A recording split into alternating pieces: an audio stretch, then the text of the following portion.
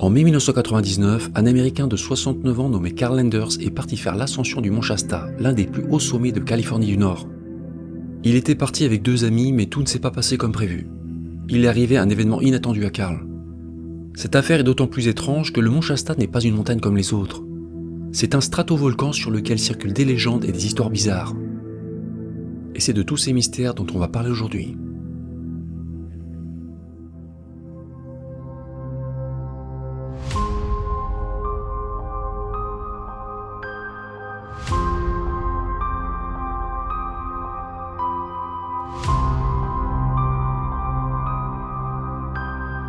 Comme vous l'avez compris, on va parler aujourd'hui d'une affaire de disparition dans la nature particulièrement étrange, la disparition de Carl Landers. Une affaire qui reste non élucidée 25 ans après les faits, on est au 25e anniversaire, un triste anniversaire de cette disparition. Et c'est l'occasion pour moi de vous raconter cette histoire. Mais avant toute chose, il faut que je vous parle de Holly qui est le sponsor de cette vidéo. Holly, c'est à la fois une marque de boissons énergisantes et d'ice tea. Ce qui différencie Holly des autres marques, c'est qu'elle produit beaucoup moins d'emballage que les canettes. Un pot évite de jeter 50 canettes. C'est donc plus écologique. Elle ne contient pas de sucre, pas de taurine, et les arômes et colorants sont naturels. Les iced tea sont enrichis en antioxydants et vitamines. C'est donc plus sain. Ces energy drinks utilisent de la new caf, de la caféine cristallisée qui fait effet à plus long terme. C'est donc plus efficace. Et Holly, c'est un plaisir pour les yeux car le packaging est fabuleux. Et il y a une nouveauté, Holly Hydration, des boissons qui contiennent des électrolytes et des minéraux et vous aident à rester hydraté si vous faites du sport, avant et après l'effort. Moi j'adore, j'ai même commandé 2 pots de Holly Hydration, un à la poire et un à la pêche blanche, qui contiennent chacun 50 portions. Moi je les trouve super bons, mais on a tous des goûts différents, donc à vous de voir ce que vous préférez. Surtout qu'en utilisant le lien dans la description de cette vidéo, vous pouvez justement bénéficier d'une réduction de 5 € en utilisant le code Lionel5, un pack vous revient alors à 14,99 € ou bien 19,99 € avec un checker. Et en utilisant le code Lionel, vous obtenez 10% de réduction sur toutes les commandes suivantes. Donc testez Holly, fini les boissons sucrètes malsaines, profitez de ces boissons enrichies en antioxydants et vitamines, meilleures pour la santé et surtout délicieuses. Goûtez Holly, vous allez voir, c'est sacrément bon. Remontons en 1999 et partons en Californie, sur la côte ouest des USA. À l'époque, Carl Landers a 69 ans. Il coule une retraite tranquille à Orinda, une localité paisible d'environ 18 000 habitants dans la baie de San Francisco. Marié à Bobby, l'ancienne maire d'Orinda, Carl a assuré d'importantes responsabilités au niveau local, notamment dans le domaine scolaire. Et si Carl est désormais à la retraite, il reste très dynamique. Mesurant 1m75 pour 68 kg, Carl a une forme incroyable. Il court chaque matin et a déjà accompli le marathon de Boston. Passionné de randonnée, Carl est membre du club des Roadrunners, qui réunit les coureurs de fond et alpinistes de la ville d'Orinda. Et le sexagénaire s'est lancé le défi ambitieux d'escalader les plus hauts sommets de tous les comtés de Californie, soit 58 pics montagneux. Et selon l'une de ses amies, Carl n'est pas un débutant. Il a notamment escaladé le mont Whitney, qui du haut de ses 4421 mètres n'est rien moins que le sommet le plus élevé des États-Unis hors Alaska. Et en mai 1999, Carl Landers a un nouveau projet. Il veut gravir le prestigieux mont Shasta, un stratovolcan de 4322 mètres au cœur de la forêt nationale de Shasta Trinity, en Californie du Nord.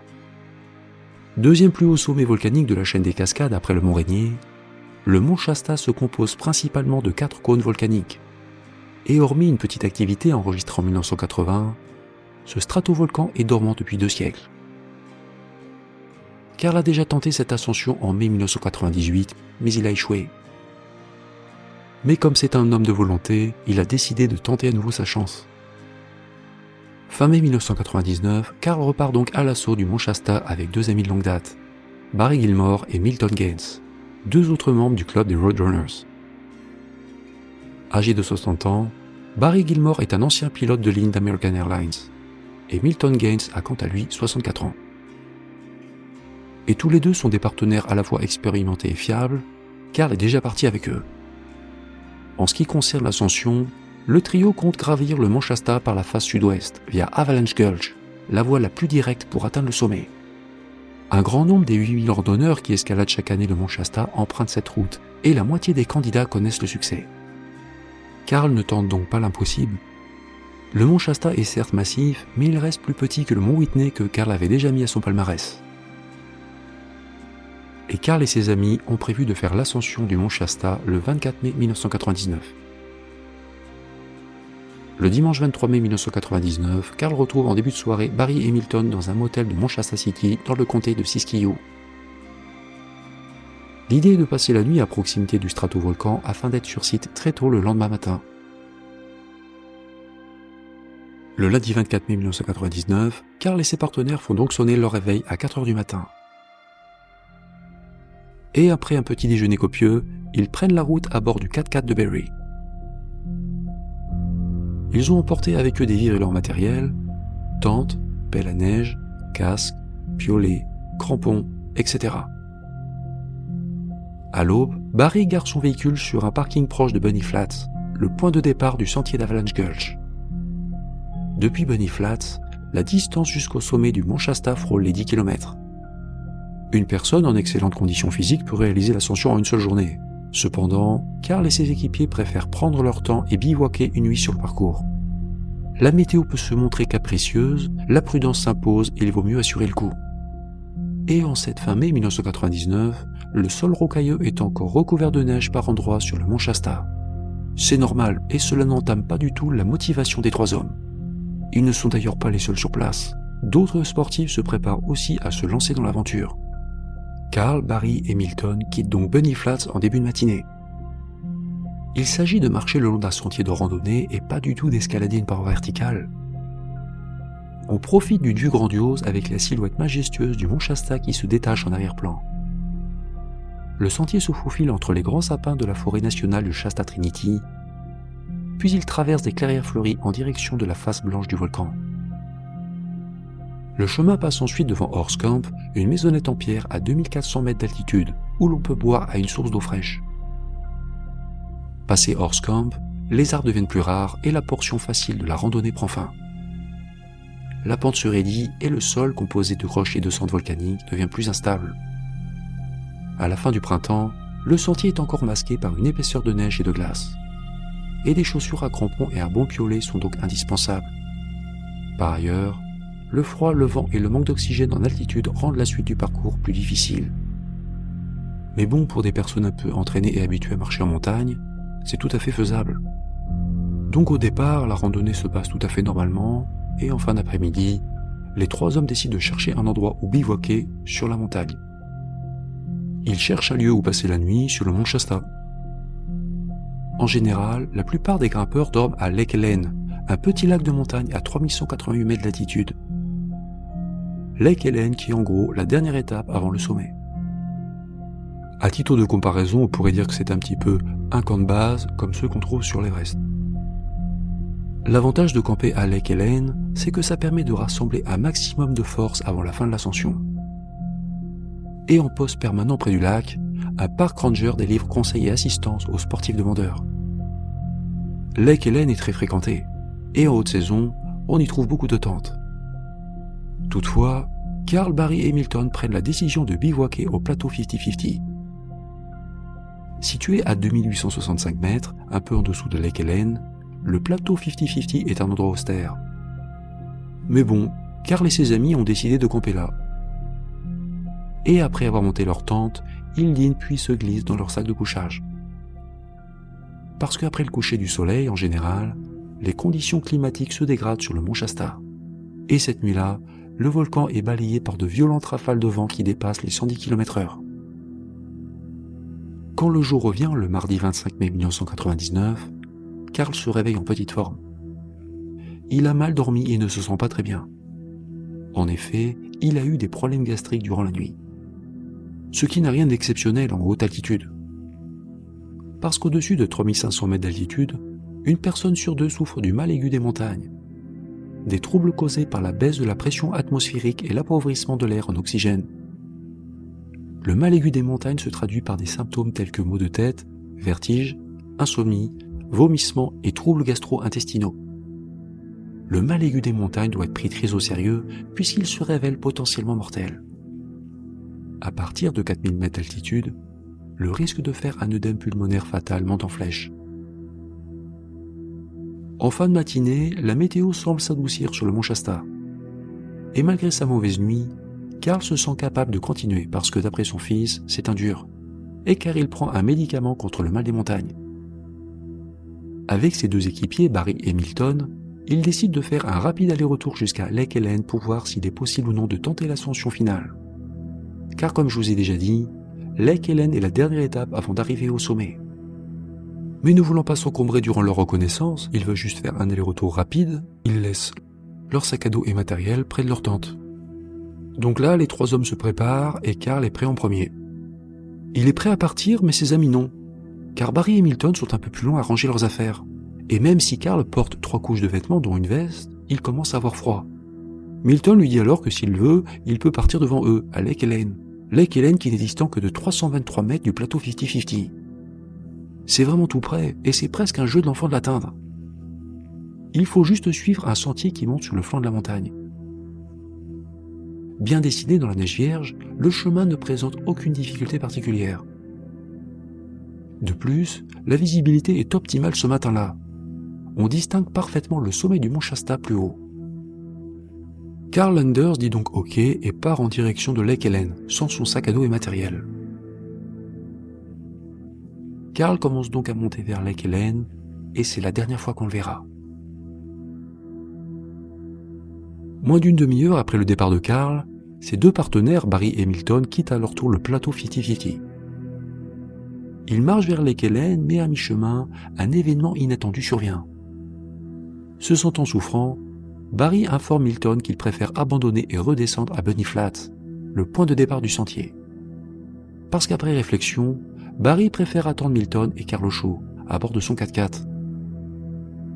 Et n'y voyant aucun inconvénient, Milton accepte. Les deux hommes se séparent donc et Milton continue à grimper seul vers Lake Ellen. Et quelques instants plus tard, il atteint Lake Ellen, un petit lac de montagne recouvert de neige à cette période et où un certain nombre de tentes sont dressées. Milton s'attend à trouver Carl, mais bon, il a beau scruter aux alentours, Carl n'est nulle part en vue. Milton est vraiment surpris de ne pas trouver Carl parce que c'était l'endroit où il devait se retrouver.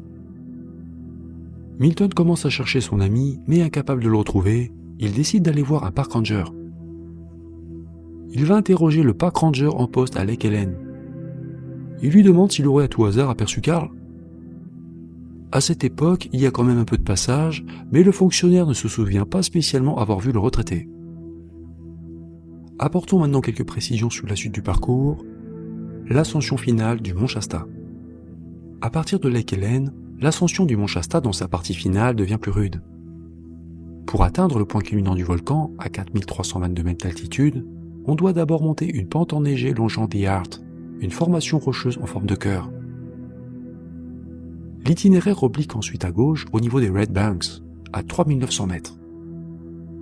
Passé les bancs rouges, les Red Banks, il faut encore franchir Misery Hill, surnommé le faux sommet du mont Shasta, à 4206 mètres. Et après Misery Hill, la colline de la misère, les grimpeurs ne sont plus qu'à 116 mètres du Nirvana. Vu le témoignage du ranger, Milton se dit que Carl a peut-être décidé de faire l'ascension finale tout seul. Il a peut-être pu prendre de l'avance sans les prévenir. C'est plutôt surprenant de sa part, mais après tout, pourquoi pas? On sait que la nature humaine est parfois changeante et imprévisible. Milton quitte donc Lake Ellen et monte un peu en scrutant vers les hauteurs. Et il a beau se fatiguer les yeux, il n'arrive pas à voir Carl. Son ami n'est nulle part en vue et Milton se dit alors qu'il a pu revenir entre-temps à Lake Ellen. Milton décide donc de redescendre au petit lac et là il constate que Carl n'est pas là.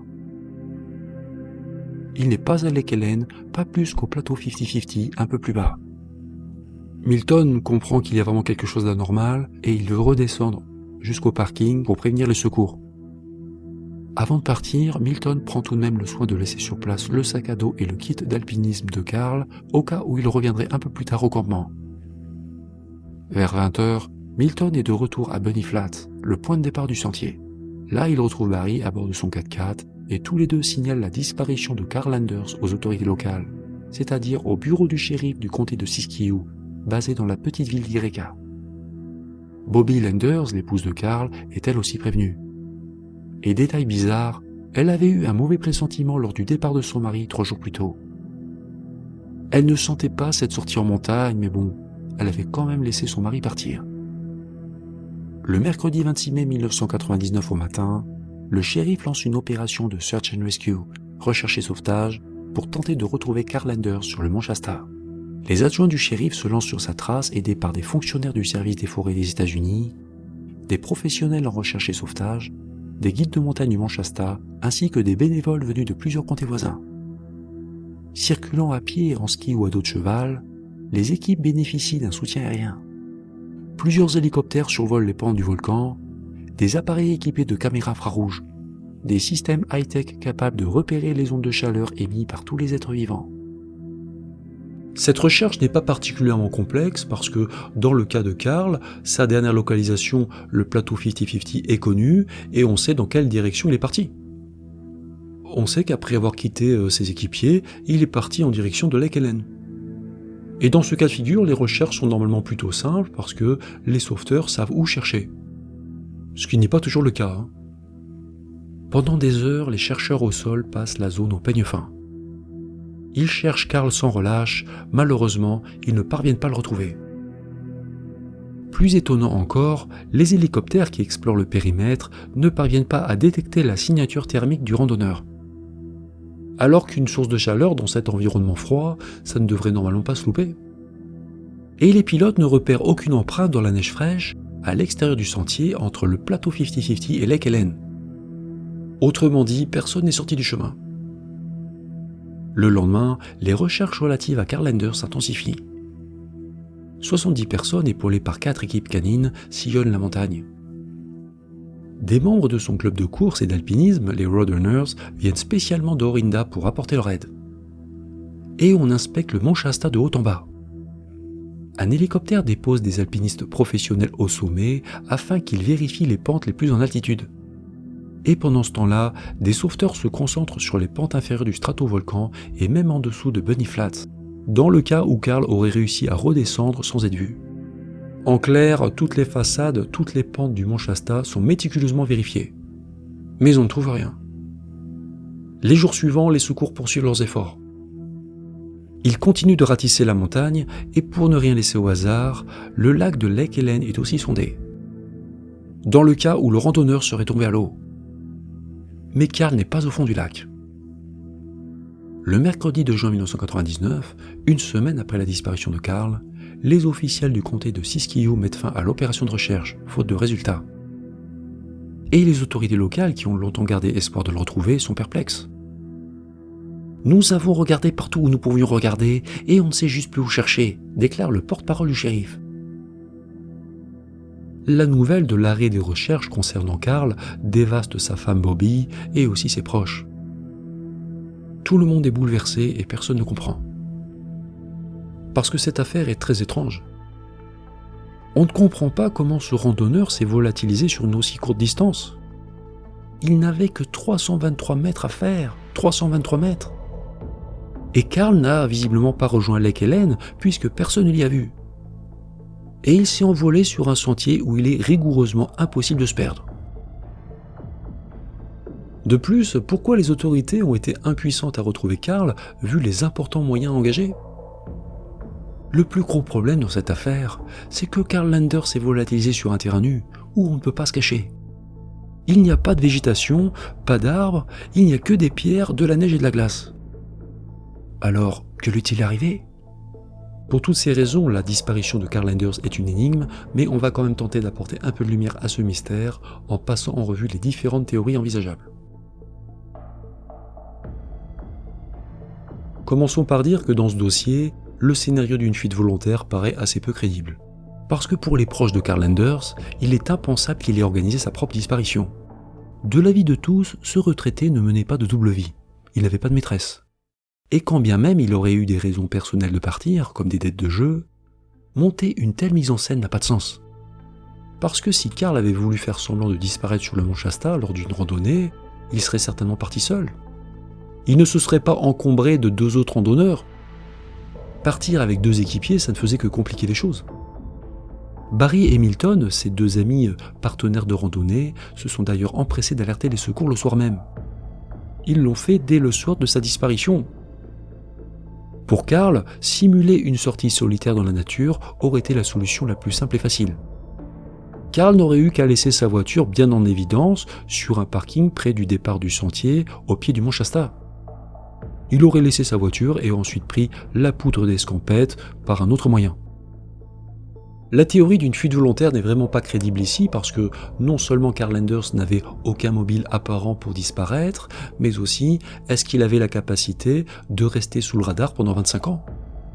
Parce que disparaître sans laisser de traces pendant aussi longtemps, ça ne s'improvise pas. Si le randonneur n'a pas fui volontairement, aurait-il pu être attaqué par un prédateur sur le mont Shasta ? Parce que des lions des montagnes, appelés aussi cougars, sont présents dans la forêt nationale de Shasta Trinity.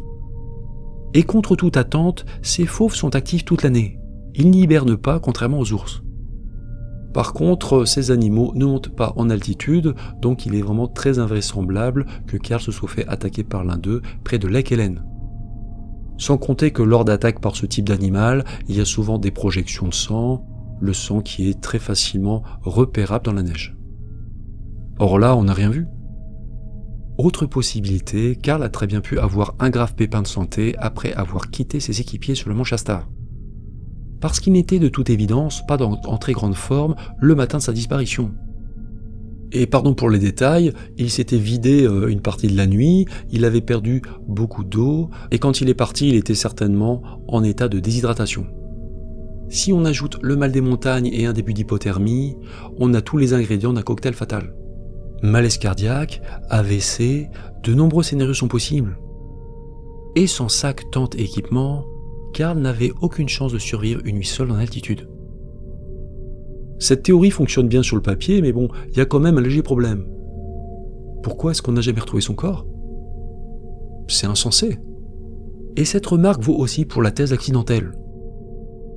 En effet, le secteur où a disparu Carl n'abrite aucune crevasse au fond de laquelle on pourrait tomber. Le terrain est même lunaire. Le sol n'est que sable, rochers et pierres à perte de vue. Au-delà de 2400 mètres d'altitude, après Horse Camp, les pentes du mont Shasta ne présentent plus aucun couvert végétal. Entre le plateau 50-50 et le Lake Ellen, le périmètre est vide. Il n'y a pas le moindre arbre ou buisson susceptible de cacher un corps. De plus, Carl portait au moment de sa disparition une veste de couleur rouille. Étant donné que cette couleur se détache énormément sur du blanc, sur la neige, il est raisonnable de penser qu'un hélicoptère aurait certainement repéré cette veste dans la neige. Carl aurait certes pu être recouvert par une fine pellicule de neige dans la nuit après sa disparition, mais la logique voudrait que, tôt ou tard, on aurait retrouvé sa dépouille après la fonte des neiges. Et d'habitude, on retrouve toujours les corps assez vite sur cette montagne. Pour preuve, un randonneur mexicain de 24 ans nommé Carlos Flores est mort déçu d'une chute sur le mont Shasta le 31 août 2019, et on a ramassé sa dépouille le jour même. Même si elle était envisageable au départ, plus les années passent, plus la thèse accidentelle perd en vraisemblance dans ce dossier. Car comment se fait-il que le mont Shasta n'ait toujours pas rendu le corps de Carl Landers 25 ans après les faits ? Parce que le site est très populaire. Beaucoup de monde a sillonné les lieux depuis 25 ans. Par conséquent, quelqu'un serait peut-être tombé à un moment donné sur des restes ou un vêtement. Parce qu'en plus, on entend souvent dire que le réchauffement climatique a pour effet de favoriser la découverte de cadavres. Les cadavres d'alpinistes en haute montagne, comme sur l'Everest. Si ce phénomène se produit sur le mont Everest, pourquoi ne se produit-il pas sur le mont Shasta ? Dans ce dossier, les médias ont indiqué que Carl Landers avait certainement succombé à un accident. Seulement, on n'en a jamais eu la moindre preuve, voilà pourquoi il faut aussi aborder la piste criminelle. Vu la façon dont a disparu Carl Landers, en laissant zéro trace derrière lui, on en viendrait presque à se demander s'il était vraiment présent sur le mont Shasta le jour supposé de sa disparition. Ce qui impliquerait que ses partenaires auraient peut-être menti, pour des raisons qui leur appartiennent. Mais attention, il ne s'agit que d'une pure spéculation, et quand on réfléchit un peu, ce scénario ne tient pas forcément la route. Parce que tous les trois étaient amis, et on ne sait pas quel aurait été le mobile. Et surtout, les deux équipiers de Carl Landers n'ont jamais été suspectés, de près ou de loin, par les forces de l'ordre. L'une des rares choses sûres dans ce dossier, c'est que Carl, Barry et Milton ont commis des erreurs ce jour-là. Et on sait que les mauvaises décisions en montagne se payent souvent cash. Et leur plus grosse erreur, une erreur qui est malheureusement très fréquente, a été de se séparer. Les 3 randonneurs n'auraient jamais dû se séparer sur le mont Shasta. Parce que l'une des règles de base en matière de survie est de toujours rester groupés, sauf en cas de force majeure. Le 25 mai 1999, Carl est parti seul en éclaireur devant ses compagnons, tandis que Barry et lui rentraient seuls au parking. Et à un moment donné, les 3 amis se sont tous retrouvés, seuls, chacun de leur côté. Or, j'ai remarqué que c'est souvent à cet instant-là que le pire survient, que ce soit des accidents ou des disparitions. On dit souvent que la montagne ne pardonne pas, et bien qu'il soit impressionnant de beauté, le mont Shasta ne contredit pas cette règle. En effet, les archives locales font état d'au moins 50 décès depuis 1916. Et les mesures de sécurité et de prévention n'y changent rien. Des personnes succombent régulièrement à des accidents sur le mont Shasta. Par exemple, le jeudi 4 juin 2009, un homme de 52 ans nommé Charles Soswell s'est subitement effondré lors d'une randonnée sur le mont Shasta, environ 1 heure après avoir quitté le départ du sentier de Bunny Flats. Le jeudi 11 juin 2015, un alpiniste de 57 ans nommé Michael Murphy a fait une chute fatidique de 600 mètres à Red Banks, sur les hauteurs du Lake Ellen. Murphy, qui est décédé sur le mont Shasta, vivait à San Carlos, une ville entre San Francisco et San José, en Californie. Et cet homme avait une profonde foi religieuse, c'était un homme d'église. Et soit dit en passant, en faisant des recherches, je me suis rendu compte qu'il y avait un point commun étonnant entre toutes ces personnes. Leur prénom. En effet, 3 de ces hommes portaient un prénom dérivé de Charles. Carl Landers, Charles Soswell, parce que Carl est le diminutif de Charles, et Carlos Flores. Et ce qui est assez drôle, c'est que Michael Murphy, lui, ne s'appelait pas Charles ou Carl, mais il vivait à San Carlos. C'est sans doute un hasard ou une coïncidence, mais bon, à votre place, j'éviterai d'aller me balader sur le mont Shasta si je m'appelle Charles ou Carl. Je referme la parenthèse. En conclusion, la disparition de Carl Landers en pleine nature est particulièrement troublante. Car cet homme s'est comme effacé de la réalité sur une très courte distance. On se demande vraiment où il est passé. À moins qu'il n'ait disparu quelque part sous terre. D'accord, mais où ? Personne n'a été capable de répondre à cette question depuis 25 ans. Cette disparition est mystérieuse, d'autant plus mystérieuse qu'elle s'inscrit dans un lieu énigmatique, le mont Shasta. Car l'émission n'est pas terminée, non, et avant de passer aux énigmes et légendes du mont Shasta, je tiens à vous raconter une courte histoire, une histoire qui se serait passée dans la région du mont Shasta. Je vous avais déjà raconté cette histoire il y a très longtemps, il y a plus de 6 ans au début de ma chaîne, mais c'est l'occasion ou jamais de vous le raconter à nouveau. Alors attention, on ne sait pas si cette histoire qui se serait déroulée au début des années 2010 est vraie ou non, j'ai même quelques doutes sur sa véracité, mais elle est assez perturbante et creepy, et ça vaut la peine que je vous la raconte.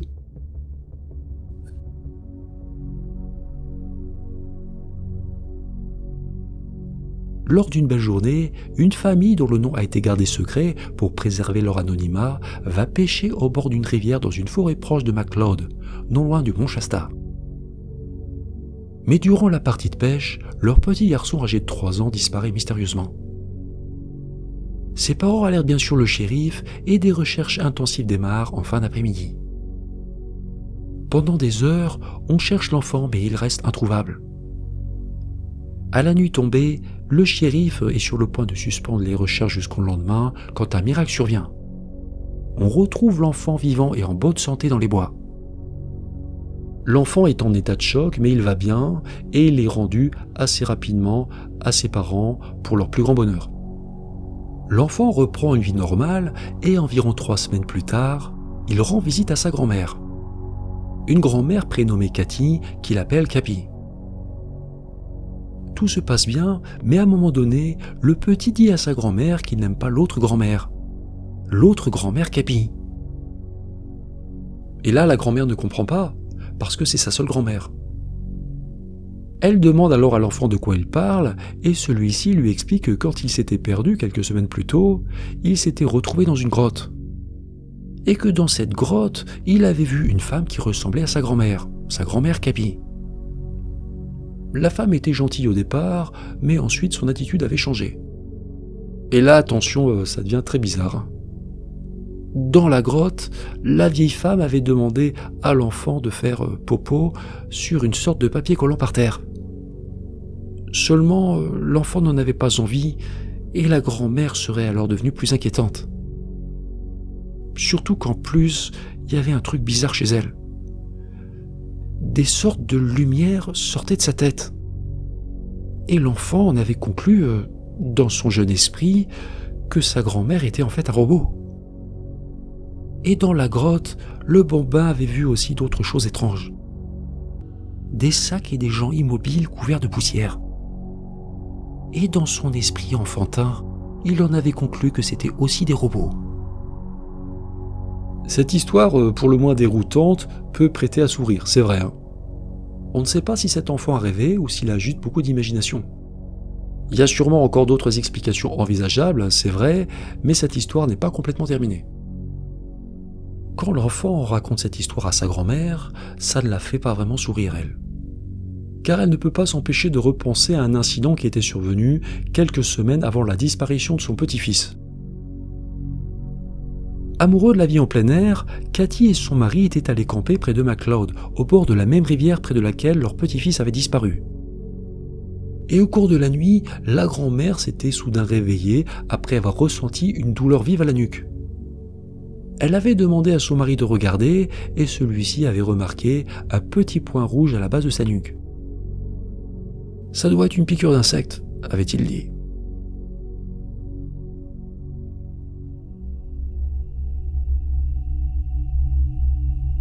Il faut déjà dire que, d'une beauté majestueuse, le mont Shasta n'est assurément pas un lieu ordinaire.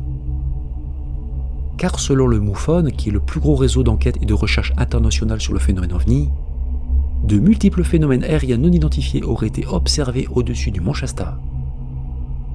Orbes, sphères lumineuses, nuages étranges et bien sûr OVNI. Parmi les légendes qui circulent sur le mont Shasta, évoquons l'histoire de J.C. Brown. J.C. Brown était un prospecteur britannique qui en 1904 avait été embauché par la Lord Cowdray Mining Company of England pour trouver de l'or en Californie. Et en fouillant les entrailles du mont Shasta, J.C. Brown aurait trouvé, paraît-il, une grotte qui descendait à 18 km sous terre. Et dans cette grotte, il aurait découvert une ville souterraine remplie d'or, de boucliers et de momies. Des momies mesurant jusqu'à 3 mètres de haut. 30 ans plus tard, J.C. Brown raconta son histoire à un homme nommé John C. Root, qui réunit alors une équipe d'exploration à Stockton, en Californie. L'objectif de cette équipe d'exploration était de retourner dans la fameuse grotte merveilleuse sous le mont Shasta.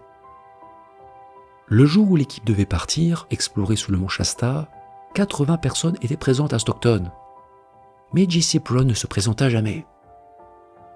Et l'homme n'a plus jamais été revu. J.C. Brown s'est-il dégonflé avant de partir parce qu'il avait menti ? Quelqu'un l'aurait-il assassiné en essayant de le faire parler, de le faire avouer l'endroit précis où était située cette grotte ? Ou alors est-il retourné seul dans cette grotte sous le mont Shasta, un endroit où il aurait disparu ? On ne sait pas. On ne sait pas, en tout cas, cette histoire, cette légende est vraiment fascinante. Elle est fascinante comme la légende suivante, la légende des Lémuriens. Car d'après une autre légende, les profondeurs du mont Shasta abriteraient la fabuleuse cité de Télos, habitée par les descendants du peuple lémurien. Selon le mythe, la Lémurie était un continent situé jadis dans l'océan Indien, non loin de Madagascar. Cette ancienne civilisation aurait été engloutie suite à un cataclysme naturel, comme la célèbre Atlantide. Et suite à la destruction de leur monde, les Lémuriens se seraient réfugiés sous le mont Shasta, où ils auraient bâti la fantastique cité de Télos. Construite en cristaux et en métal précieux, cette ville souterraine serait éclairée par un soleil artificiel, et il abriterait des équipements de haute technologie, énergie du point zéro, engins volants en forme de cigare, etc. Et certains disent que les nuages lenticulaires massifs régulièrement observés au-dessus du mont Shasta serviraient à camoufler les vaisseaux cargo chargés du ravitaillement des Lémuriens. Desservis par des tunnels aux portes automatiques, Télos serait inaccessible aux personnes non invitées par les propriétaires des lieux. Les Lémuriens qui seraient des êtres de lumière beaucoup plus évolués que les humains. On aurait même une idée de leur apparence, puisque des témoins auraient déjà rapporté les avoir vus. En 1972, 3 étudiants de la célèbre université de Berkeley en Californie auraient aperçu près du mont Shasta un groupe de 5 hommes à l'aspect inhabituel. Très grands, ils mesuraient dans les 2,50 m, ces individus avaient la peau blanche et de longs cheveux blonds. D'une intelligence éminente, les lémuriens seraient, paraît-il, dotés de pouvoirs psychiques tels que perception extrasensorielle, télépathie et télékinésie. Et ils auraient aussi la capacité d'apparaître et de disparaître en une seconde. Spirituellement supérieurs aux hommes, les lémuriens ne seraient pas animés de mauvaises intentions à leur égard. Seulement, il existe un versant sombre à cette légende. Les Deros. Deros qui est l'abréviation de Detrimental Robots ou robots nuisibles. Toujours d'après cette légende, les Deros étaient autrefois une race de robots esclaves des lémuriens. Mais ils auraient dégénéré et se seraient affranchis de leur maître. Et cachés sous la surface de la Terre, les Deros auraient alors juré la perte de l'espèce humaine. Agissant dans l'ombre, ces êtres malveillants seraient désormais en quelque sorte responsables de tous les maux dont souffriraient les hommes sur Terre. Et évidemment, on ne peut pas s'empêcher de repenser à l'histoire troublante de l'enfant et de sa grand-mère robot. Et ça n'est pas fini. Le mont Shasta serait l'un des sites les plus sacrés de notre planète. Ce stratovolcan serait aussi un vortex d'énergie car il est assis sur une ligne tellurique, ou ley line. Un terme inventé par le photographe britannique Alfred Watkins. Et directement relié aux autres sites mystiques de la planète, tels que Stonehenge au Royaume-Uni ou Uluru en Australie, le mont Shasta serait ce qu'on appelle un portail interdimensionnel. Si toutes ces légendes et croyances folkloriques peuvent prêter à sourire, elles ne font que renforcer un peu plus le mystère qui plane autour du mont Shasta.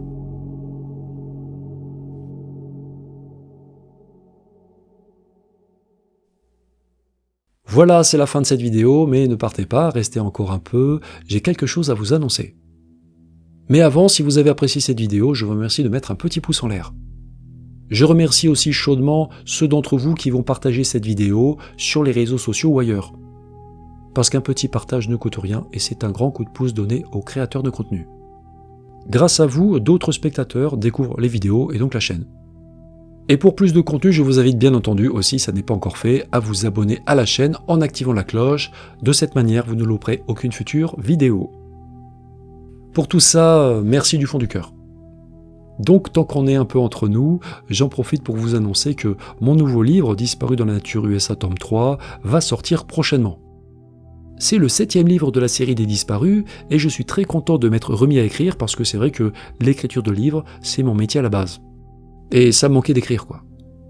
Donc c'est un nouveau tome de Disparu dans la nature spécial USA, avec un mélange d'affaires classiques, entre guillemets, et d'autres aussi plus mystérieuses, dans lesquelles j'évoque les légendes et le folklore local. Et si vous avez aimé les précédents livres, je pense que vous allez apprécier celui-là. Donc si vous ne savez pas quoi lire cet été à la plage ou ailleurs, même chez vous, si vous n'avez pas la chance de partir en vacances, je vous conseille de lire ce bouquin. En plus, c'est très facile à lire, il y a 20 histoires, vous lisez ce que vous voulez quand vous voulez. Et c'est une autre façon de découvrir ces affaires, c'est une autre forme de plaisir. En tout cas, moi j'ai pris beaucoup de plaisir à écrire ce livre et j'espère que ce plaisir sera partagé quand vous le lirez. Donc il y a 20 histoires dans ce livre, la majorité sont inédites et vous pouvez le lire à votre rythme. Vous n'avez pas besoin d'être un gros lecteur pour lire ce livre, encore une fois je pense qu'il se lit assez facilement, enfin du moins je l'espère. Donc dès que ce livre sera disponible à la vente, je vous préviendrai parce que il n'y a pas de précommande, vous pourrez le commander directement sur Amazon et vous le recevrez quelques jours plus tard dans votre boîte aux lettres.